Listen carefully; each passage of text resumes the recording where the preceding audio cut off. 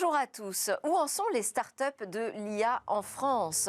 Je vous propose que l'on regarde ce sujet de beaucoup plus près depuis que nous avons désormais une cartographie mise à jour. Elle nous vient du Hub France IA. Ce sera l'interview aujourd'hui dans Smart Tech. Et puis on va débattre des influenceurs qui font face à un nouveau projet de loi en France. On va voir quelles sont leurs propres problématiques et les questions aussi qu'elles posent aujourd'hui dans la société. Dans une seconde partie, on aura le portrait d'une femme entrepreneur dans la tech réalisé par la patronne des informels. Et puis on ira voir du côté de où va le web. Mais d'abord, donc, interview tout de suite sur cette cartographie des startups de l'IA en France.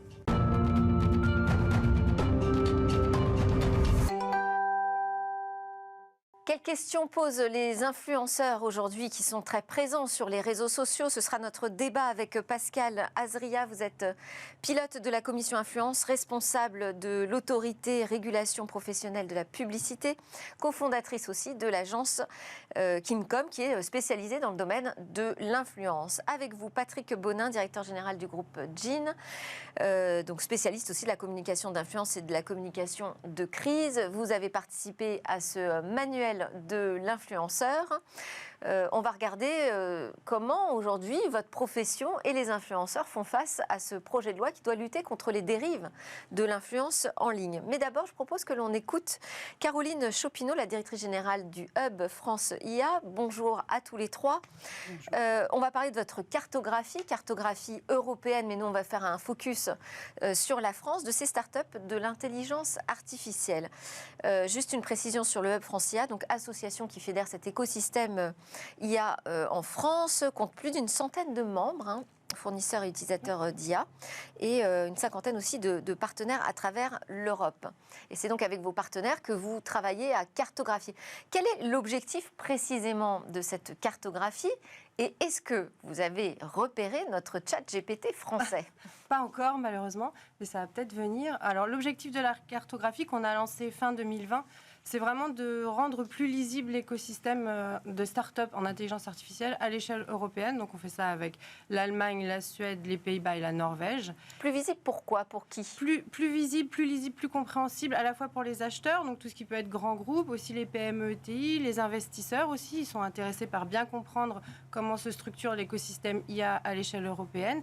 Et les start-up entre elles, identifier la concurrence, identifier des partenaires potentiels. D'accord. Donc, vous me dites, on n'a pas identifier le chat GPT français. Il y a quand même quelques espoirs. On a reçu par exemple Hugging Face en plateau la semaine dernière pour voir quelles étaient les initiatives qui pouvaient porter ces IA génératives que tout le monde aujourd'hui regarde avec une grande attention. Avec un grand intérêt. Nous, on a commencé à identifier des startups qui se positionnaient sur l'IA générative il y a à peu près un an. Oui. Elles ont commencé à intégrer la carto, mais plutôt sur tout ce qui est génération d'images. Donc pas tout à fait ce qu'on a aujourd'hui sur ChatGPT. On a effectivement des acteurs Hugging Face, mais ils ne sont pas dans notre carto parce que leur siège n'est plus en France. Mais il y a Lighton aussi au niveau européen et tous les large modèles qui se développent à l'échelle européenne et qui vont être financés à la fois en France et au niveau de la Commission européenne. Et vous pensez que c'est pour quand la vraie compétition qui pourrait avoir lieu entre les IA qui nous viennent des États-Unis ou de la Chine et l'Europe? Quand est-ce qu'on sera à peu près en mesure de répondre? Je pense qu'en fait, nous, on y est déjà, mais on est vraiment dans un écosystème qui est très dispatché sur tout un tas de petits acteurs qui doivent se structurer et monter des partenariats pour arriver à se confronter à la concurrence américaine.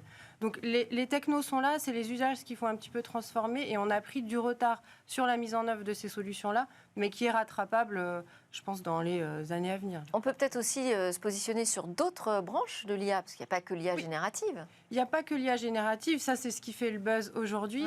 Il y a tout un tas de technologies d'intelligence artificielle qui sont déjà en production, en particulier chez les grands groupes, et qui vont améliorer la productivité sans pour autant utiliser des technos génératives. Et c'est sur ces acteurs-là, donc sur le secteur industriel, surtout, sur lequel il faut aussi apporter du financement pour les aider à croître. Et alors là, sur ces branches de l'IA qui sont tout de suite opérationnelles, je dirais, en entreprise, on se situe comment, nous, en France ? Plutôt bien. Industrie, santé, c'est les secteurs sur lesquels l'intelligence artificielle va vraiment donner de la valeur ajoutée. Ce qu'il faut vraiment identifier, c'est est-ce qu'il y a un retour sur investissement. Ouais. Alors ChatGPT, l'IA générative, c'est rigolo, mais est-ce que vraiment, à la fin, on va trouver un vrai retour sur investissement sans complètement transformer, on va dire, les métiers qui sont en place aujourd'hui. Sans compter que ces IA génératives, elles posent plein de questions éthiques, plein de questions sociétales, qui peuvent aussi freiner finalement on voit, leur adoption. C'est pas évident aujourd'hui.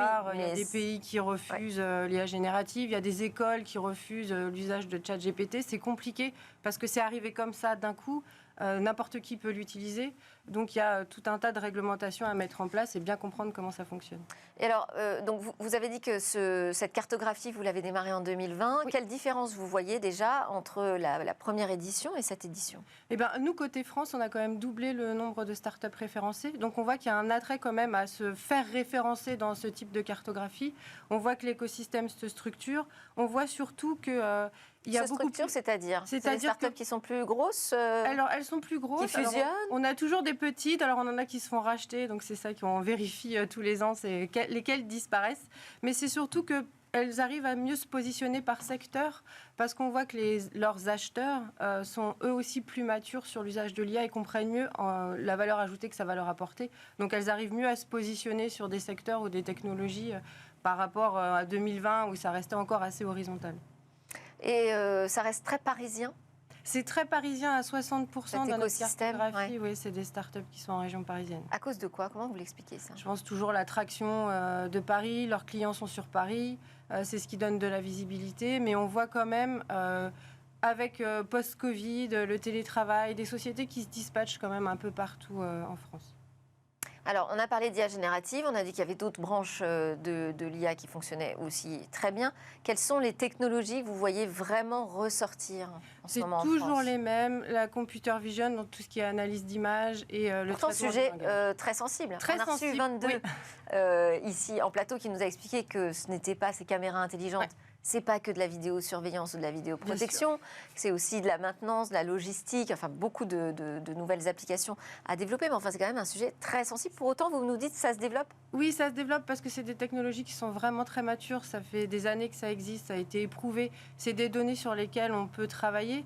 Évidemment, alors reconnaissance faciale, tout ça, on ne va pas rentrer dans ces détails-là. Ouais. Mais sur la sécurité, là maintenant, c'est vraiment des sujets sur lesquels ça a vraiment prouvé sa valeur dernièrement. Et ça continue à être des technologies sur lesquelles on arrive à avancer parce qu'il y a de la donnée. Une autre techno en IA qui fonctionne bien ? Le traitement du langage, alors c'est pareil que dans l'idée de ChatGPT, tout ce qui va être traitement de documents. Enfin, c'est des choses sur lesquelles on ne pense pas forcément parce que ça fait moins le buzz, mais tout ce qui va être les fonctions support, traiter des documents, traiter des contrats, ça marche très très bien et c'est très efficace. Dans cette cartographie, vous constatez que ce sont beaucoup des startups qui sont issues des grands centres de recherche français ? Pas forcément. Il y en a, oui. Il y a quelques pépites qui grossissent du coup assez vite parce qu'elles ont des années de R&D derrière elles, incubées dans des laboratoires. Mais il y a aussi des petites startups qui se lancent qui ne sont pas forcément issues de laboratoires. Et c'est ce qu'on essaye de faire, nous aussi, au Hub, c'est de recréer un peu le lien. Accélérer le transfert technologique, c'est important puisque les technos existent dans les laboratoires. Ouais. C'est les usages qui ne sont pas encore forcément matures et, disons, partis dans l'entreprise. Et alors, comment est-ce qu'on définit une start-up de l'intelligence artificielle ? Parce qu'il y a des débats là-dessus. Moi, je me souviens très bien d'une étude qui venait d'Angleterre, d'un gros groupe de consulting anglais qui nous disait que il y avait très peu de startups de l'IA en France, mais peut-être qu'on n'avait pas juste la même définition. Oui, c'est toujours un petit peu compliqué. C'est-à-dire que nous, ce qu'on essaye d'identifier, est-ce que nous, on voit cette définition de manière plus large, peut-être que les anglo-saxons ? Peut-être. J'ai plus en tête leur définition. En tout cas, nous, ce qu'on essaye d'identifier, c'est est-ce qu'elles ont des technologies d'IA qui sont embarquées dans leurs solutions ou est-ce qu'elles en font un vrai différenciant au niveau de leur solution ou de leur positionnement. Et l'intelligence artificielle, ça reste un domaine assez vaste. Si on englobe toutes les technologies de c'est-à-dire qu'il faut qu'elles vendent une techno qui embarque de l'IA et il faut qu'elles l'utilisent aussi ? Non, il faut qu'elles... Alors, pas nécessairement, mais disons qu'il faut qu'elles embarquent effectivement une technologie d'IA pour de vrai, ce qui est toujours la chose un petit peu compliquée puisqu'on ne va pas aller faire une due diligence des technologies des startups. Mais effectivement, la définition de l'IA étant...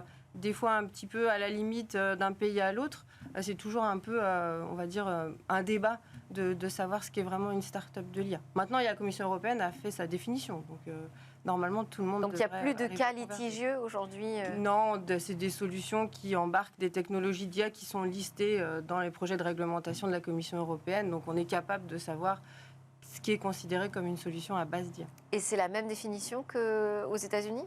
Je pense que c'est la même définition qu'aux États-Unis. En tout cas, aujourd'hui, on essaye d'avoir un consensus quand même sur les technos qui sont considérés comme issus du domaine de l'intelligence artificielle. Alors, vous avez présenté cette toute nouvelle cartographie juste à la fin de la semaine dernière, Oui, juste avant jeudi. le week-end. Était présent Guillaume Avrin, Oui. qui est le nouveau coordinateur de la stratégie nationale pour l'intelligence artificielle et que je reçois en plateau demain matin.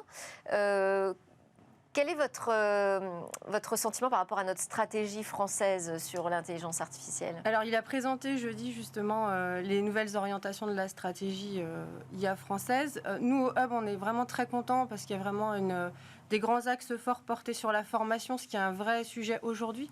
Donc, on a énormément de formations qui existent sur les formations des profils techniques, mais il y a un enjeu à former les métiers. Et donc, il y a un grand plan d'investissement de 700 millions d'euros sur la formation, donc qui devrait permettre de débloquer la situation du déploiement de l'IA dans les entreprises.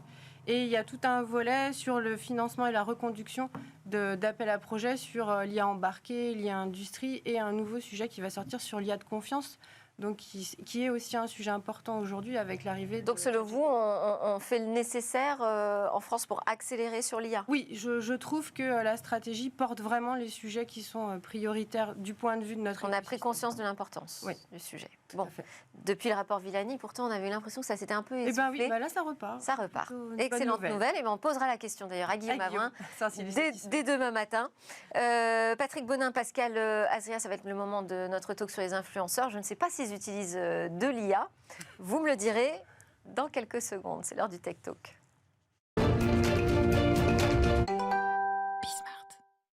Alors, le 30 mars, la Commission des affaires économiques de l'Assemblée nationale a adopté une proposition de loi visant à lutter contre les arnaques et les dérives des influenceurs sur les réseaux sociaux. Comment réagissent les professionnels face à ce texte, professionnels de l'influence, de la communication ?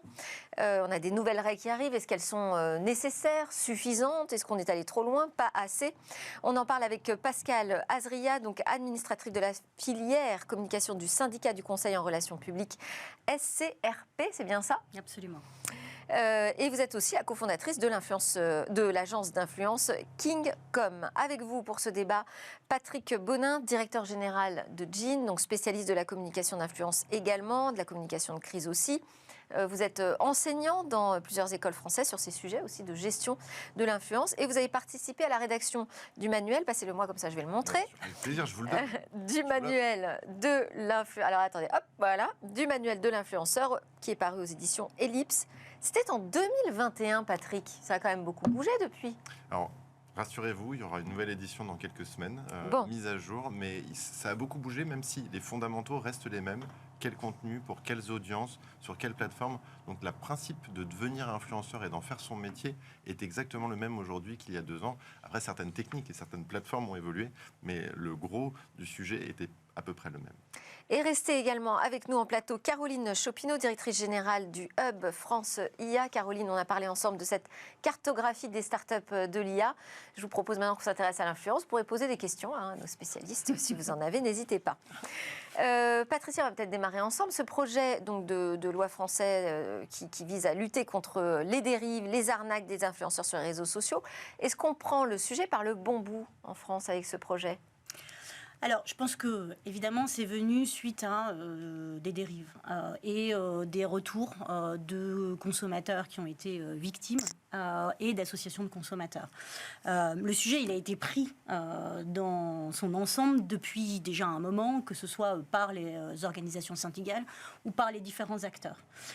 Après, je pense que le sujet... Et ces organisations ont participé à la rédaction du projet de loi ? En tout cas, on participait au débat.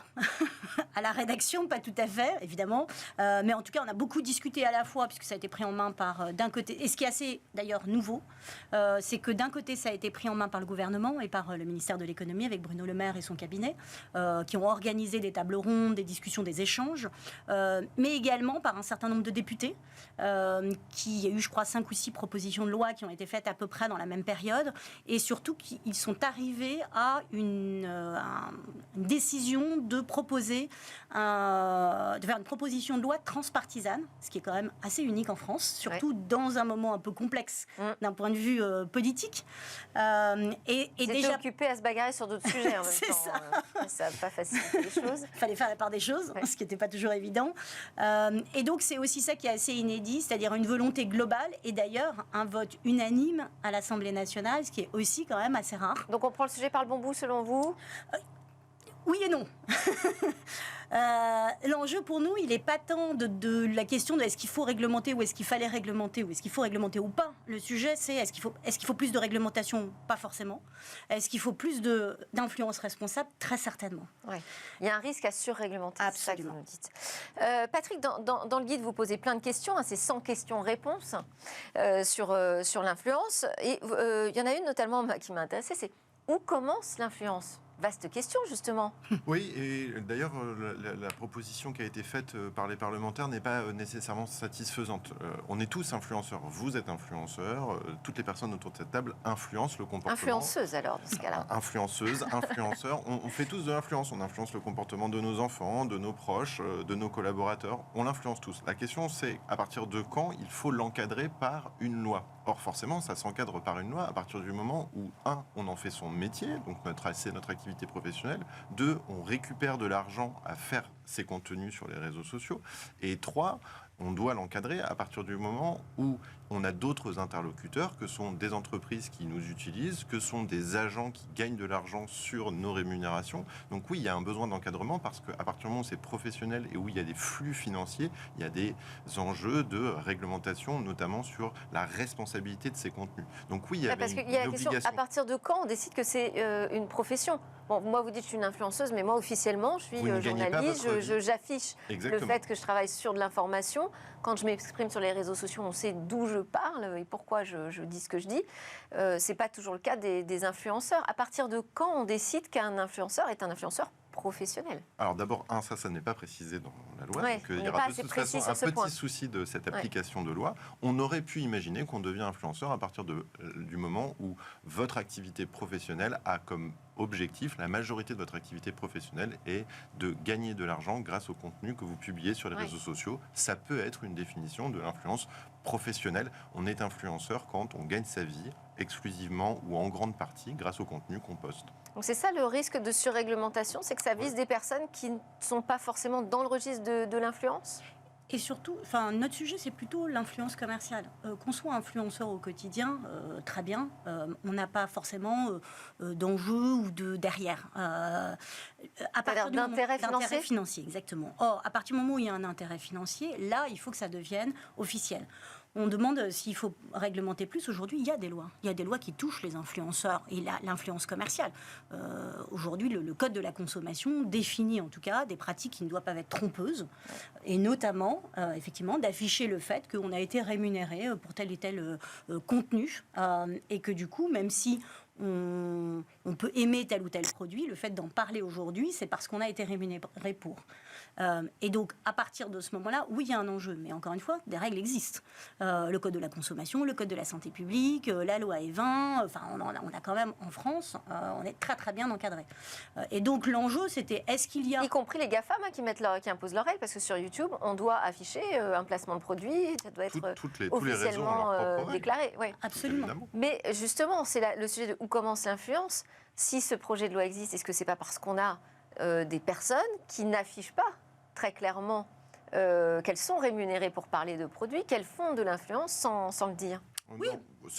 En partie, le oui sujet, le sujet, c'était que certains influenceurs, notamment issus de la télé-réalité, il faut dire les choses franchement, ont eu des comportements déviants. Or, de toute façon, cette loi ne touchera pas ces influenceurs, puisque dans la grande majorité, ces personnes ont leur siège social en dehors de l'Europe, dans des pays qui, de toute façon, ne seront pas touchés par le règlement par la proposition et les projets de loi. Donc, de toute façon, ce qu'on a voulu combattre à travers cette loi ne sera pas combattu. Il faut être très, très honnête là-dessus. Effectivement, il existe déjà énormément d'autres règlements qui permettent de l'encadrer.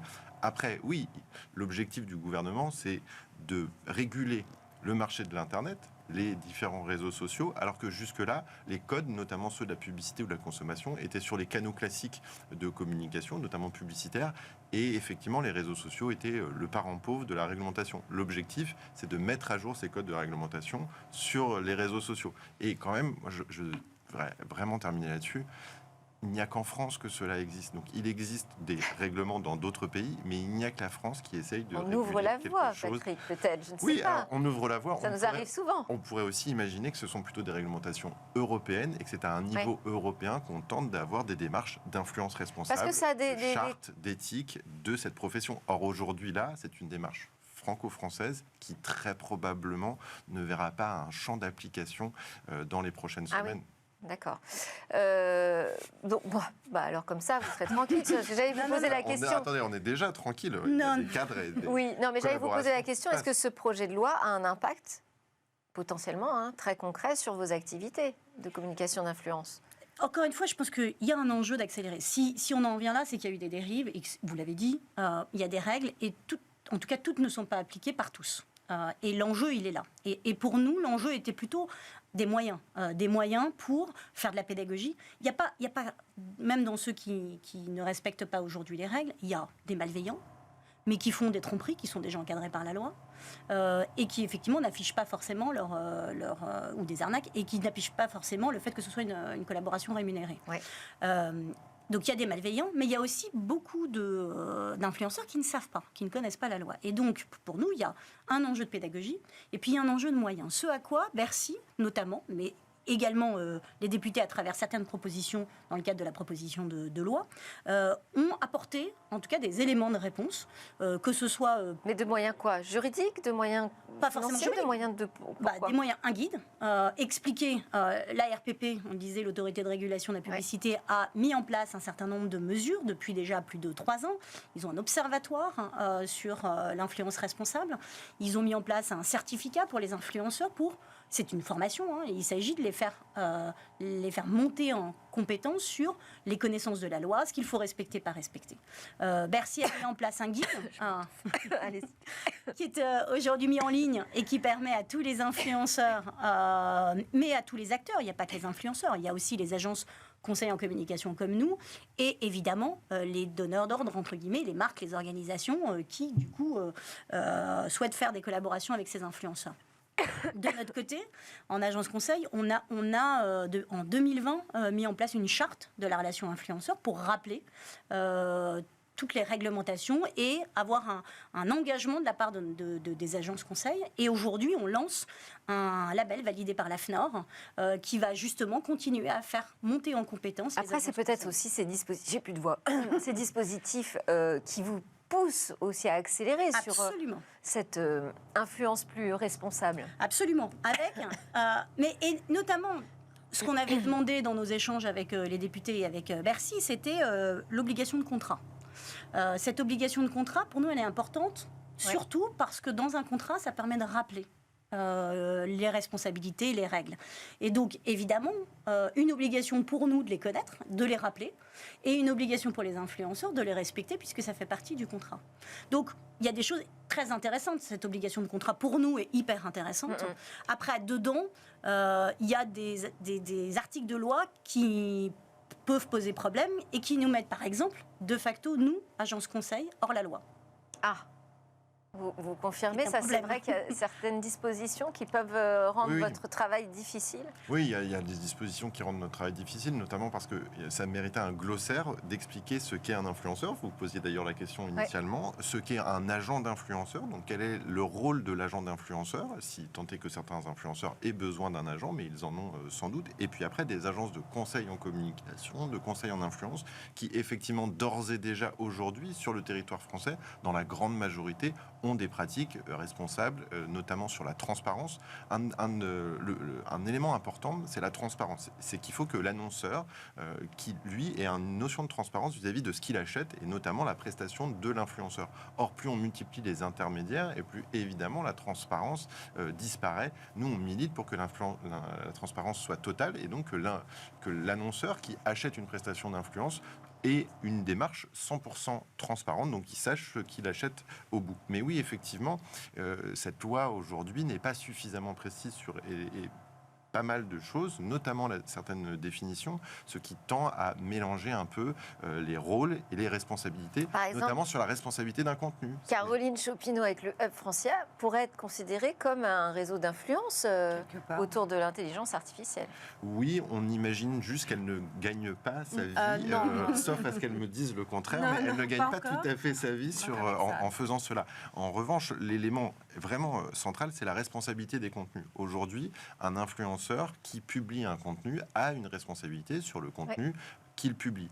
La question derrière, la question réglementaire, la question légale, c'est est-ce que c'est le donneur d'ordre? Si il le fait parce qu'il a eu une commande d'un annonceur, est-ce que c'est cet annonceur qui a cette responsabilité? Est-ce que c'est l'agent de l'influenceur qui a cette responsabilité? Et ce qui doit être précisé, notamment dans les prochains jours, dans la discussion au Sénat, on l'explique, ce sont les champs de responsabilité. Et oui, ce sont des discussions très, très techniques. Et alors, à quel moment vous pouvez vous retrouver dans cette situation où votre agence devient hors la loi?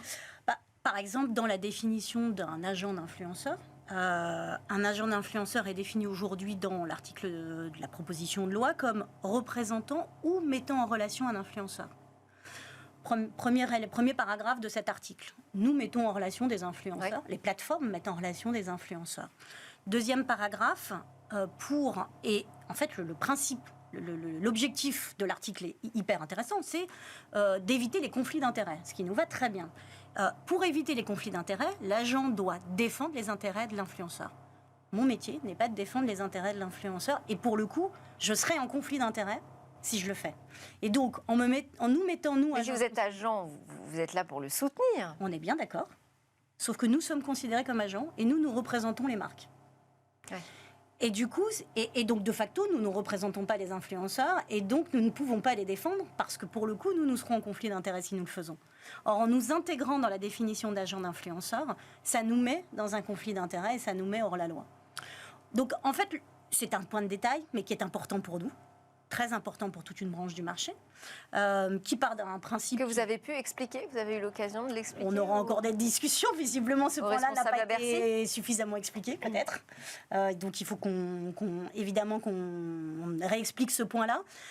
Encore une fois, on pense que le tout va dans le bon sens. Là, par contre, et on le dit, le diable se niche dans les détails, tout l'enjeu va être l'applicabilité de tout ça et la justesse de la manière dont ça a été effectivement rédigé. Parce que si ce n'est pas bien ficelé, ce ne sera pas applicable en fait. C'est ça le sujet.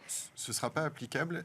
L'autre biais quand même, et je pense que certains de vos téléspectateurs l'ont en tête, c'est que cette loi, elle part d'un principe, c'est que des marques abusent en utilisant des influenceurs et que certains influenceurs en abusent également, avec derrière un lien financier. Il y a aussi énormément de marques, de patrons d'entreprises qui sont victimes d'abus de certains influenceurs, notamment parce que leurs produits sont vilipendés sur les réseaux, parce qu'il y a des attaques en règle de certaines marques, et que ça, par contre, la loi la met complètement de côté. Cette loi part du principe que des marques vont acheter de l'influence chez les uns et donc vont pousser des contenus positifs pour les marques alors qu'en réalité, elles ne devraient pas le faire. Mais derrière, il y a quand même tout un écosystème. Vous parliez tout à l'heure de communication de crise. Très souvent, on est aussi appelé parce que des influenceurs ou des personnes ayant de l'influence sur les réseaux vont venir critiquer des marques, des produits, des secteurs professionnels.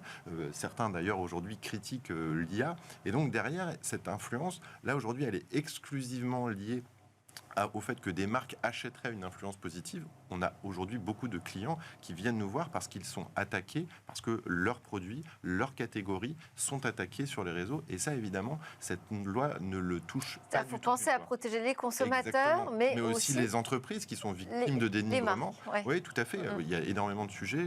Je pense que plusieurs de vos émissions le précisaient sur UBS, etc., où les réseaux sociaux ont un rôle aussi de dénigrement. Et ça, aujourd'hui, cette loi ne le touche pas du tout. Après, là-dessus, les plateformes ont été mises à contribution, encore de manière beaucoup plus forte. Et ça aussi, c'est un élément intéressant dans ces lois, dans cette proposition de loi. Et puis, beaucoup de moyens de dénoncer. Que ce soit avec des numéros... C'est-à-dire des recours. Exactement. Et du coup, de dénoncer auprès de la DGCCRF, de dénoncer auprès des plateformes, de dénoncer auprès des marques. Aujourd'hui, il y a aussi tout un panel qui a accompagné cet encadrement, qui va permettre justement, encore une fois, notre enjeu, c'est de l'influence encore plus responsable. Ouais. Si besoin de réglementation supplémentaire, il y a eu par exemple dans la proposition de loi une interdiction sur le secteur de la chirurgie esthétique. Oui. C'est lié à des plaintes et des associations de consommateurs et qu'il y a eu certainement des abus ou en tout cas des conséquences dramatiques liées à ça. Pourquoi pas ? C'est pas à moi de juger de est-ce qu'il faut le faire ou pas.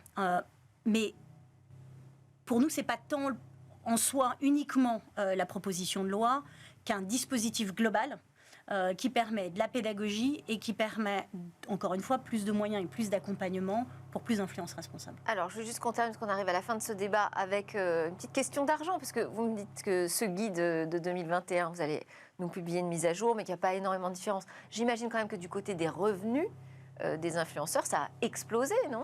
Alors vous avez des influenceurs qui publient 2 contenus par mois, qui ont une toute petite somme. En fait, les sommes ont à voir avec les communautés. On gagne combien quand on est influenceur ? Quand on est influenceur, on peut gagner de quelques centaines d'euros par mois à quelques centaines de milliers d'euros par mois. Vous avez effectivement, vous pouvez être rémunéré pour moyennant une centaine d'euros pour un post sur votre plateforme, et vous pouvez être rémunéré jusqu'à 150, 200, 300 000 euros le post. Et derrière, ça représente beaucoup de travail pour gagner ces centaines de milliers d'euros ? Alors oui, il faut être honnête, ça représente du travail parce qu'il faut avoir ces communautés, il faut entraîner une communauté de plusieurs centaines, de plusieurs millions de personnes. Donc oui, c'est un travail quotidien. Alors après, certains contenus sont très simples à réaliser, oui, bien entendu, mais derrière, il y a un aménagement de sa communauté et donc c'est du travail, ce sont des images. C'est un métier à plein temps ? Très souvent, oui, c'est un métier à plein temps. D'ailleurs, beaucoup d'influenceurs ont autour d'eux des équipes de tournage, des équipes de rédaction, des équipes juridiques.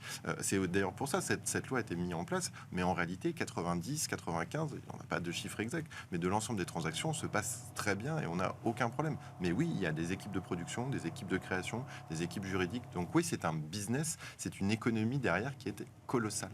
Merci beaucoup Pascale Azria du SCRP, cofondatrice de Kingcom, de nous avoir éclairé sur ce sujet et le projet de loi français. Patrick Bonin également du groupe Jean et Caroline Chopineau qui est restée avec nous du Hub France IA. On se retrouve juste après une petite pause pour un portrait de femme entrepreneur.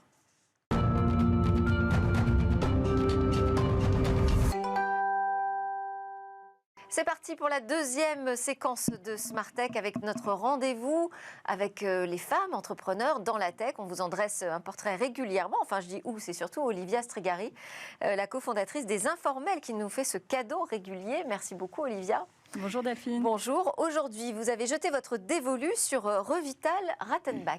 Oui, Revital Rattenbach, qui est CEO et cofondatrice de 4P Pharma, une entreprise spécialisée dans la régénération des médicaments. Et alors pourquoi j'ai pensé à elle ? Parce que la semaine dernière, vendredi dernier, c'était la journée internationale de la santé. Et qu'en ce moment, on a pas mal de sujets sur la santé des femmes, mais aussi les femmes et la tech et la femtech et la santé en général. Alors parlez-nous de son parcours. Alors son profil, il est au croisement de l'excellence académique et de l'entrepreneuriat. C'était pour ça qu'elle m'intéressait. Au-delà de la sympathie, elle est née en Israël et elle est arrivée en France à l'âge de 12 ans. Et après son bac, Revital effectue un DUG. Alors je dois lire un petit peu mes notes parce que c'est assez technique parfois, en biologie à Jussieu, avec une thèse sur le vieillissement et sur la trisomie, car ils ont des pathologies qui sont récurrentes. Et en postdoctorat, elle fait de la biologie du développement translationnel, la recherche en fait pour comprendre les mécanismes à l'origine des pathologies. Elle rentre à l'INSERM, mais en parallèle, elle suit aussi un MBA à l'IAE parce qu'elle sent qu'elle sera jamais seulement chercheuse, mais qu'elle veut aussi être entrepreneuse. D'ailleurs, elle passe vite de l'autre côté du miroir pour valoriser la recherche académique. Elle fait un spin-off à l'université de Paris-6-Sorbonne sur l'activation des cellules souches et elle crée une boîte qui s'appelle AdStem. Ça, c'est sa première entreprise. C'est un projet très fondamentale qui travaille avec l'ARN messager, dont on a beaucoup entendu parler à cause des vaccins, grâce aux vaccins contre le Covid. À l'époque, c'est quand même une recherche révolutionnaire et elle n'y connaît rien en fait quand elle sort de l'INSERM en termes de gestion d'entreprise. Elle était CEO de la boîte, elle détient 15% des parts, mais les autres cofondateurs sont des académiciens qui ne sont pas très portés pour les affaires. Non plus, oui. Et voilà. Mais elle n'a pas la capacité de prendre des décisions. Ils font des recherches très fondamentales. Ils ont une souris qui permet de montrer le développement des cellules souches adultes. Donc, ils déposent trois brevets. Donc, c'est très intéressant, mais il n'y a pas de développement commercial. C'est difficile de trouver des débouchés. Et elle a 34 ans. Elle n'est pas très expérimentée. Elle est obligée de fermer la boîte au bout de 2 ans. Mais ça a germé, puisque elle a compris à ce moment-là ce que c'était la BPI, ce que c'était une levée de fonds, ce que c'était un incubateur, puisqu'elle est dans l'incubateur à Goranov, qui est l'incubateur de Paris 5. Et elle se dit, il est temps que je suive un nouveau cursus. Et donc, elle va faire HEC Challenge Plus, qui est un cursus spécifique pour les futurs entrepreneurs qui portent un projet et qui vont travailler dessus spécifiquement pendant 6 mois. Voilà, c'est comme ça qu'elle C'est là où elle va lancer son entreprise KP Pharma ? C'est juste avant. Entre-temps, elle rencontre aussi, il y a 9 ans, un Israélien qui s'appelle Yitzhak Lamensdorf, qui est propriétaire d'une boîte de services qui fait du développement préclinique, qui s'appelle Pharmacide. Et lui veut la développer en France. Et elle se dit, très bien, moi, ça va me permettre aussi de travailler le développement pharmaceutique. Et elle commence à travailler pour lui. Et c'est au moment où Sarkozy lance les SAT, les sociétés d'accélération de transfert de technologie. Il y en a 12 en France aujourd'hui, dont 2 à Paris, qui sont chacune dotées de 70 millions pour valoriser et développer la recherche académique. Et alors, en fait, concrètement, les SAT sont des catalogues qui permettent de montrer toutes les découvertes académiques pour qu'elles soient ensuite utilisées par des entreprises plus commerciales et qui vont les développer. Voilà, c'est à l'origine de 4P Pharma, justement. Alors, parlez-nous de ce que fait 4P Pharma. Et 4P Pharma, c'est la régénération de médicaments, c'est-à-dire leur réutilisation, leur réemploi pour d'autres pathologies pour lesquelles ils ont été créés au premier abord. Revital se dit il y a des maladies graves qui ont besoin d'être traitées, mais qui n'ont pas de traitement, comme l'arthrose. Évidemment, elle travaille toujours autour des maladies liées au vieillissement, puisque c'était sa thèse d'origine. Et elle se dit comment est-ce qu'on va pouvoir trouver des médicaments pour ces pathologies-là.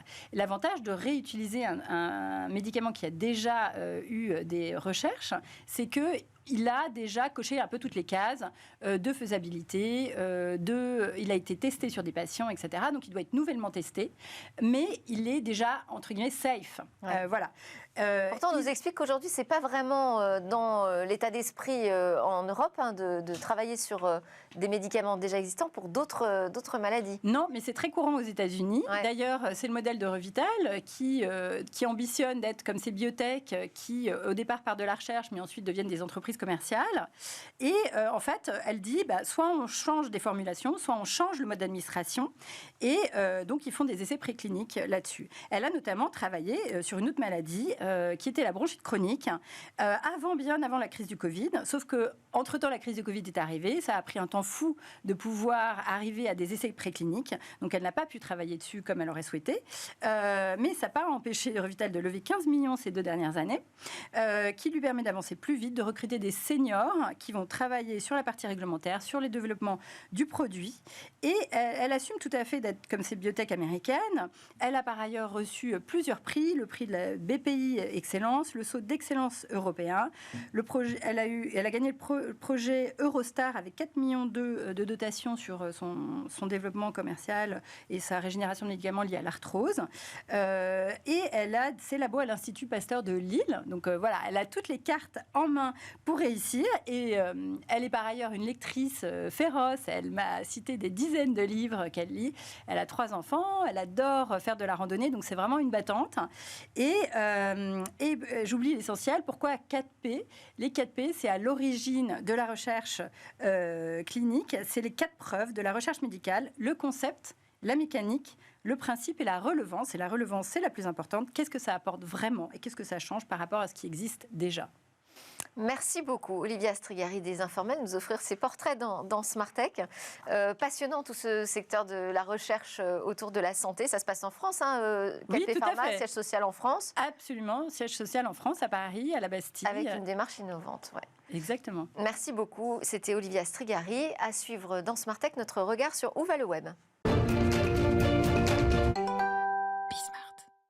Aujourd'hui, Eva s'est intéressée aux jeunes, des jeunes adolescents et leur regard sur le métavers. Et si l'école était dans le métavers, ils nous disent oui, ce serait pas mal quand même comme idée. Si vous n'êtes pas prêt pour le métavers, sachez que vos enfants, eux, le sont. Les élèves français comptent bien sur lui pour réussir leur scolarité. C'est ce que nous apprend la dernière étude de la plateforme de soutien scolaire GoStudent. 75% aimeraient que leur école intègre davantage les nouvelles technologies. Et ils comprennent même le potentiel éducatif du métavers. 6 jeunes sur 10 pensent qu'apprendre dans un monde virtuel serait plus efficace. Il permet plus d'interactivité. Les cours y sont davantage personnalisés. Et puis, dans le métavers, il faut le dire, on se croirait un peu dans un jeu vidéo.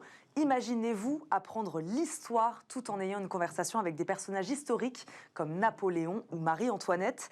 Selon GoStudent, le métavers peut aider les enfants à mieux comprendre certaines matières et cette expérience permet surtout de garder les connaissances en mémoire plus longtemps.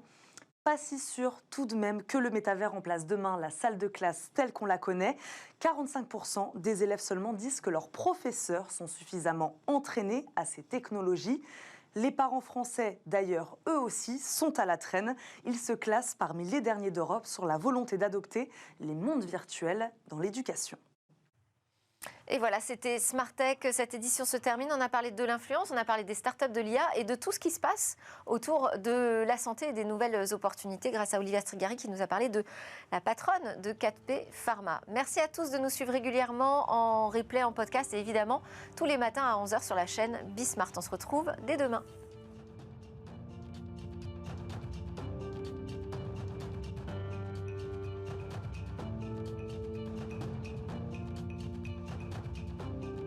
Smart Cyber vous est présenté par le FIC, Forum international de la cybersécurité.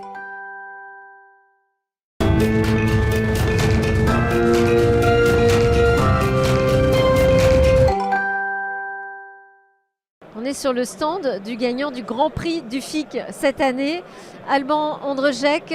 C'est Another Way, start-up française qui décroche ce prix cette année. Vous étiez en finale l'année dernière, c'est ça? Qu'est-ce qui fait que vous avez fait la différence là pour 2023? Parce qu'on s'adresse à la protection des personnes, des employés, des humains.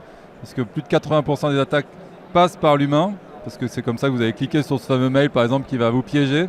Ouais. Et enfin, comme nous avons une solution qui s'adresse à la protection des humains, nous faisons la différence par rapport à la protection purement technique des ordinateurs. Mais c'est quand même de la technologie là que vous proposez. Vous adressez la faille humaine à travers une techno.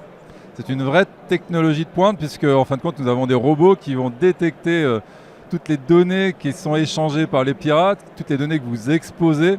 Donc des robots qui vont être en capacité en fin de compte de retrouver cette donnée, de la reformater, de la nettoyer pour pouvoir vous la restituer. Mais alors je l'installe où? C'est un robot logiciel. Je l'installe où? Comment? À qui vous vous adressez? Qui est votre public, vos clients? Alors nos clients sont des entreprises. Donc ça va s'adresser à la fois au chef, au RSSI qui va avoir lui sa solution automatiquement pour voir qui sont les personnes les plus exposées dans son entreprise à certains risques.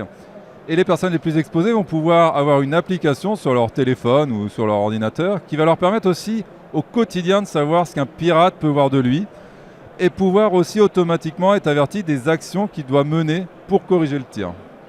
Et ici, là, votre présence sur le FIC, avec ce prix en particulier, ça change quelque chose, là, justement, l'écho que ça peut obtenir auprès de ces responsables de la sécurité qui viennent un peu faire leur marché? Oui, tout à fait, une vraie attractivité. Une vraie reconnaissance puisque le jury du FIC est reconnu et donc forcément on reconnaît enfin que l'humain peut être protégé grâce à des solutions technologiques de pointe. On ne le voit pas le prix, c'est quoi? Il y a un trophée? Il sera remis demain en fin de journée. D'accord. Et vous gagnez quoi avec ça? La reconnaissance en tout cas du prix FIC et puis l'attractivité commerciale, voilà. Et le niveau de maturité de la technologie a bougé par rapport à l'année dernière, où vous étiez aussi dans la compétition? Oui, on a pu être plus mature par rapport à la technologie, par rapport à nos offres. Et puis le contexte actuel fait Sur encore l'utilisation de l'IA, c'est ça? Sur l'utilisation de l'IA, sur tout ce qui est machine learning par rapport à tout cela. Et puis aussi le contexte fait que il y a de plus en plus d'attaques, donc on est encore plus en maturité là-dessus. Le public est plus sensible. Merci Exactement. beaucoup, merci Alban. Merci Delphine. Smart Cyber vous a été présenté par le FIC, Forum international de la cybersécurité.